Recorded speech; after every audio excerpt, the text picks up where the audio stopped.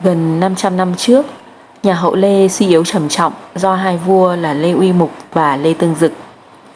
Vua Lê Uy Mục tàn bạo khét tiếng, bị coi là vua quỷ, còn Lê Tương Dực ăn chơi trụy lạc, bóc lột nhân dân khốn cùng, bị coi là vua lợi. Thời đấy, nhân dân đồng loạt nổi dậy làm phản, trong đó lớn nhất là khởi nghĩa Trần Cảo. Bấy giờ, ở vùng Dị Nậu nay thuộc huyện Thạch Thất, Hà Nội, có một người tên là Nguyễn Kính, còn gọi là Phúc, sinh ra trong một gia đình làm nghề đốn củi. Thuở bé, Phúc diện mạo khôi ngô, mạnh khỏe, ham học hỏi và hết sức nghịch ngợm. Ông lớn lên trong thời nhà Lê suy yếu và khởi nghĩa Trần Cảo đang diễn ra, nên ông đã theo Trần Trân thống suất các dũng sĩ cùng con em trong nhà, binh tráng trong làng để mưu tính công việc đánh Trần Cảo. Nguyễn Kính theo Trần Trân phá được Trần Cảo ở Gia Lâm, buộc Cảo thua chạy rút qua sông Cầu. Nạn Trần Cảo được dẹp yên, nhưng các đại thần nhà Lê lại quay sang đánh nhau. Vua Lê Chiêu Tông nghe lời gièm pha đã hại chết Trần Trân, khiến cho Nguyễn Kính tập hợp đông đủ các thủ hạ để đánh báo thù. Lê Chiêu Tông đang đêm phải bỏ chạy sang Dinh Bồ Đề ở Gia Lâm để lánh nạn. Lê Chiêu Tông triệu cả Mạc Đăng Dung, cả Nguyễn Hoàng Dụ tiến đánh Nguyễn Kính. Nguyễn Hoàng Dụ bị Nguyễn Kính đánh cho thua to, phải bãi binh bỏ chạy về Thanh Hóa, để lại một mình Mạc Đăng Dung cầm cự. Năm 1519, Mạc Đăng Dung thống lĩnh các quân thủy bộ đánh phá Lê Do ở Từ Liêm, khiến cho Trịnh Tuy bỏ chạy về Thanh Hóa. Sau này, qua nhiều biến động, Nguyễn Kính và Nguyễn Áng đã đi theo Mạc Đăng Dung và trở thành trợ thủ đắc lực của họ Mạc. Ông theo Mạc Đăng Dung đi đánh dẹp các lực lượng đối lập. Tới năm 1525 thì bắt được vua Chiêu Tông, dẹp các lực lượng trung thành với nhà Lê. Khi Mạc Đăng Dung lập ra nhà Mạc, Nguyễn Kính được phong tước Tây Thanh Hầu, rồi Tây Quận Công trấn giữ vùng Sơn Tây. Ông là công thần khai quốc duy nhất của nhà Mạc, sống cả 5 đời vua Mạc. Năm 1572, thời Mạc Mậu Hợp, Nguyễn Kính mất. Ông được chôn cất tại một gò đất tại xã Cần Kiệm, huyện Thạch Thất. Nhà Mạc truy tặng ông là Tây Kỳ Vương. 3 người con của ông đều làm đại thân nhà Mạc và đều được nhà vua ban họ Mạc. Mạc Nguyên làm đến Thái Bảo, tước Phú Quốc Công. Mạc Hữu Mệnh làm võ tướng. Mạc Ngọc Liễn là phò mã của nhà Mạc, làm đến chức Thái Bảo Đà Quốc Công trưởng phủ sự. Nằm nép mình trên một quả đồi dưới chân ngọn núi nơi có chùa Tây Phương, ngôi mộ của Tây Kỳ Vương Nguyễn Kính đơn sơ mộc mạc, được bao phủ bởi những cánh đồng xanh mát và không gian tĩnh lặng. Hơn 10 năm về trước, ngôi mộ chỉ được đắp bằng đất đơn sơ. Một vị sư thầy khi về viếng chùa Tây Phương và chùa Cực Lạc, vô tình nhìn thấy từ phía xa thấp thoáng bóng dáng một vị tướng cưỡi ngựa oai phong giữa làn khói sương mờ ảo. Vị sư thầy đã tìm xuống ngôi mộ và hỏi thăm người dân nơi đây, mới được biết rằng đây là mộ của vị thành hoàng làng. Tương truyền gần 500 năm về trước, sau trận đánh cuối cùng, Tây Kỳ Vương Nguyễn Kính đã bỏ mạng nơi xa trường. Sau một cơn mưa lớn, xác người và ngựa trôi theo sông Tích về đến quê hương. Người dân vớt được và đem chôn cất trên quả đồi này. Từ đó cụ cũng trở thành thành hoàng làng. Nhận định về hành động báo thù cho Trần Trân của Nguyễn Kính, sách Đại Việt Sử Ký Toàn Thư viết: hợp cả Nguyễn Kính, Nguyễn Ánh mà bàn, thì hai người này là tướng dưới trướng của Trần Trân, mài chí phục thù, dốc lòng trừ gian, liều mình cứu mạng cho chủ. Trên là để báo lại ơn đức xưa nay, dưới là giải được mối oan khiên uất ức. phù trì chính khí cho ức vạn năm, diệt bọn gian hùng cho ngay lúc ấy. Đạo thờ thầy đã sáng rõ lắm rồi. Nhà Hậu Lê đổ nát, lại càng suy yếu vì loạn lạc, giặc giã, quyền thần. Nhiều người nuôi chí làm bá vương trong bối cảnh đó. Nguyễn Kính đã dốc lòng theo Trần Trân đánh giặc phò trợ nhà Lê. Sau đó vì chủ tướng bị giết oan, bất chấp lệnh triều đình mà cất quân báo thù cho chủ. Khi đó Nguyễn Kính không nắm được Chiêu Tông như Mạc Đăng Dung nắm cung hoàng sau này, nên ông gây sức ép. Yêu sách Chiêu Tông giết 3 người gièm pha Trần Trân cũng là sự kiện duy nhất trong lịch sử Việt Nam vua phải làm theo ý bầy tôi bên ngoài mà dằn lòng giết cận thần của mình.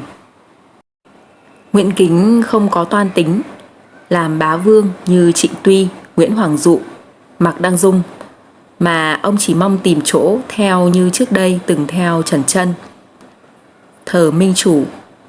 Sau cùng khi cả Trịnh Tuy lẫn Chiêu Tông đều khiến ông thất vọng, ông đã nhận ra Mạc Đăng Dung là minh chủ có thể theo phò giúp. Ông đã sớm nhận ra sự thiếu sáng suốt của Chiêu Tông. Trước là giết oan Trần Trân, sau là bỏ rơi các tướng Bắc Bộ. Với Trịnh Tuy, người quen cũ của ông nhận ra Trịnh Tuy không phải là đối thủ của Đăng Dung, nên Nguyễn Kính dứt khoát đi theo Đăng Dung. Sau này, lúc nhà Mạc trao đảo vì loạn Phạm Tử Nghi và sự ly khai về với nhà Lê của một loạt đại thần chủ chốt trong nhà Lê Bá Ly và Nguyễn Thiến, Nguyễn Kính nếu như xu thời thì ông cũng sẽ theo về với nhà Lê Trung Hưng. Nhưng ngược lại, ông vẫn tận trung với ấu chúa nhà Mạc, là số ít các tướng tận tụy ở lại cùng hoàng thân Mạc Kính Điển trông giữ bảo vệ cơ nghiệp nhà Mạc. Không phải ngẫu nhiên, Nguyễn Kính trở thành người duy nhất ngoài gia tộc vua Mạc được truy tặng tước vương. Lại nói về triều đại nhà Mạc.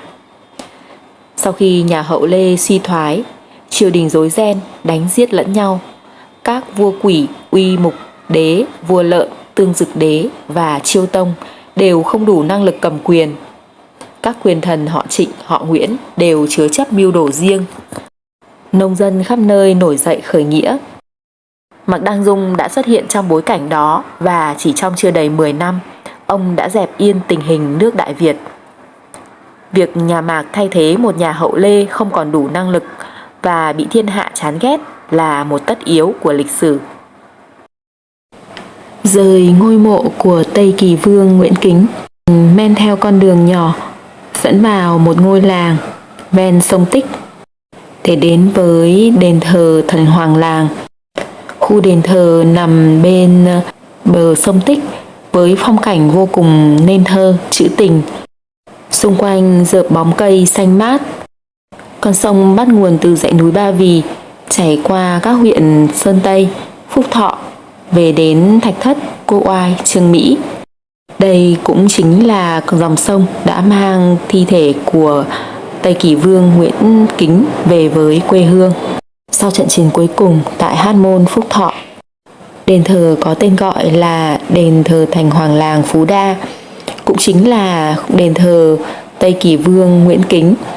Ngôi đình làng nằm khiêm nhường bên bờ sông Tích vẫn giữ được nét trầm mặc cổ kính và sự thanh bình yên ả của đình làng quê. Ngoài thờ ba vị thành hoàng là Trung Công, Hoàng Công và Dũng Công, các vị tướng của Thánh Tản Viên đã giúp vua Hùng đời thứ 18 đánh giặc bảo vệ bờ cõi đất Văn Lang. Đình còn thờ Tây Kỳ Vương Nguyễn Kính. Đình được người dân làng ở đây bảo vệ, tôn tạo và thường xuyên tu sửa, luôn luôn giữ gìn và phát huy nét đẹp nghệ thuật kiến trúc, nét đẹp hội làng truyền thống. Đặc biệt những giá trị lịch sử gắn với đình làng trong cuộc đấu tranh chống giặc ngoại xâm, giành độc lập tự do cho Tổ quốc quê hương luôn được các thế hệ người dân trong làng xã lưu giữ cẩn thận. Tại đây, mình đã được bác Huyên, một người cao tuổi trông coi đình làng, kể lại những câu chuyện lịch sử về cụ Nguyễn Kính. Được vua mà. là cụ có công với nhà Mạc. Vâng, Thế cũng được có công. nhà Mạc coi như là đổi họ, À, đổi họ, vâng. đổi họ Nguyễn thành họ Mạc. Thế là cụ là Mạc Ngọc Kính. À, thế ạ. Đấy, Lại là cụ phải là đổi Mạc họ. Ngọc Kính. Vâng. Cụ đổi họ, cụ Vâng. được vua Mạc mà. Vâng. Vua Mạc coi như là phong vương. Thế và coi như là cho đổi họ thành họ của vua. Vâng. Đấy của Mạc. Vâng. Nhưng mà làm sao mà bác biết được là sau đấy thì lại bị đổi thành họ Bùi ạ? Đấy. Thế thì sau khi nhà Mạc Vâng. thất thế, Vâng. nhà Mạc thất thế, Vâng. thế thì là cái ấy kia lên thì là con cháu là phải để mà bảo tồn cái nó giống. Vâng. Thế là có những cái nhanh là đổi sang họ khác. Đấy. Vâng. Thế như có một cái nhanh ở dưới Quốc Oai ấy, Vâng. là đổi thành họ Bùi. À, đấy. Vâng ạ. Là Dạ. không biết là bác không nhớ rõ nữa. Dạ. Theo nhiều ghi chép để lại, trong đó có ghi chép của Phạm Đình Hổ đời Tiền Lê. Ở làng Dị Nậu, huyện Thạch Thất, có một người họ Nguyễn làm nhà trên một cái gò nhỏ, có ngòi nước chảy vòng quanh. Trên gò có cây cối tùm. Nơi đây có một chàng trai nghèo tên Nguyễn Kính. Nguyễn Kính lớn lên có sức khỏe phi thường và trở thành một võ tướng theo phò nhà Mạc. Sau này, ông cùng với tứ dương hầu Phạm Đồn, phò Mạc Tông Vương xưng hiệu là Chính Trung Nguyên Niên, chiếm cứ thành Lạng Sơn rồi đánh lấy châu Khâm, châu Liêm của Trung Quốc. Nguyễn Kính đã từng đánh lấy tất cả các châu huyện tỉnh Quảng Đông.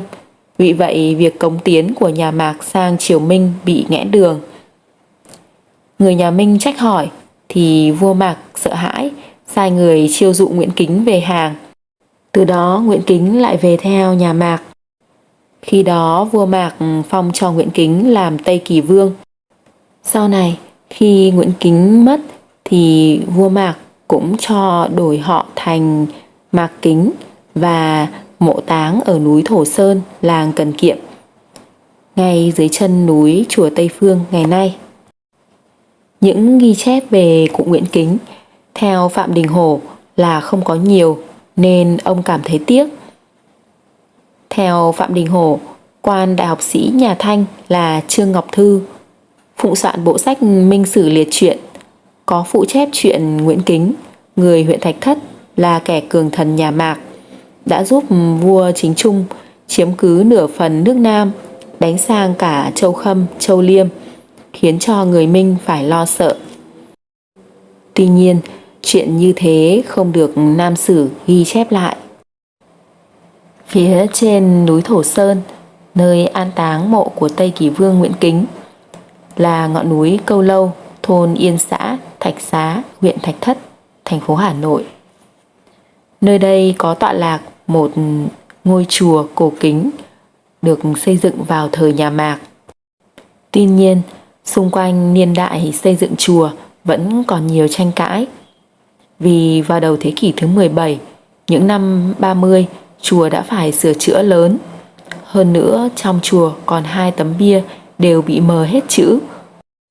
Song các hoa văn trang trí lại thuộc phong cách nghệ thuật cuối thế kỷ thứ 16, đầu thế kỷ thứ 17. Năm 1632, vào đời vua Lê Thần Tông, chùa được xây dựng thượng điện 3 gian và hậu cung cùng hành lang 20 gian. Khoảng những năm 1657-1682, Tây Đô Vương Trịnh Tạc lại cho phá chùa cũ, xây lại chùa mới và tam quan. Dưới thời nhà Tây Sơn năm 1794, chùa lại được đại tu hoàn toàn với tên mới là Tây Phương Cổ Tự và hình dáng kiến trúc còn để lại cho đến ngày nay. Từ chân núi qua 237 bậc đá ong thì đến đỉnh núi và cổng chùa. Chùa Tây Phương gồm 3 nếp nhà song song. Mỗi nếp nhà có 2 tầng mái kiểu trồng diêm. Tường xây hoàn toàn bằng gạch bát tràng nung đỏ. Trên tường điểm những cửa sổ tròn với biểu tượng sắc và không. Các cột gỗ đều kê trên đá tảng xanh trong khắc hình cánh sen. Nơi đây là nơi tập trung những kiệt tác hiếm có của nghệ thuật điêu khắc tôn giáo, bao gồm chạm trổ, phù điêu và tạc tượng.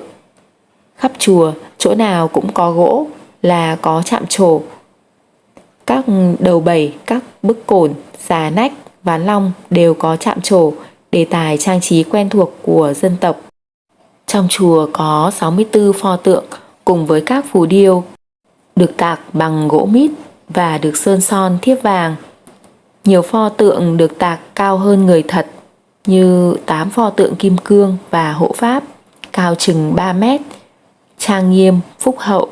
Hệ thống tượng ở chùa Tây Phương bao gồm bộ tượng Tam Thế Phật, niên đại đầu thế kỷ thứ 17, bộ tượng Di Đà Tam Tôn, gồm tượng Đức Phật A Di Đà, đứng hai bên là Quan Âm Bồ Tát và Đại Thế Chí Bồ Tát. Tượng Tuyết Sơn miêu tả Đức Phật Thích Ca trong thời kỳ tu khổ hạnh, mỗi ngày ăn một hạt kê, một hạt vừng, tự hành xác để vươn lên thế giới tinh thần sáng láng. Tượng màu đen thẫm, khoác áo cà sa mỏng, tay chân gầy khẳng khiu, xương nổi lên trước ngực. Toàn bộ cơ thể chìm trong suy tưởng, mắt trũng sâu hướng về nội tâm. Khắp chùa đều có những chạm trổ đề tài trang trí như hình lá dâu, lá đề, hoa sen, hoa cúc, rồng, phượng, hổ phù, rất tinh xảo, được tạo ra dưới bàn tay tài hoa của các nghệ nhân làng Mộc ngay trong vùng Tổng Nủa.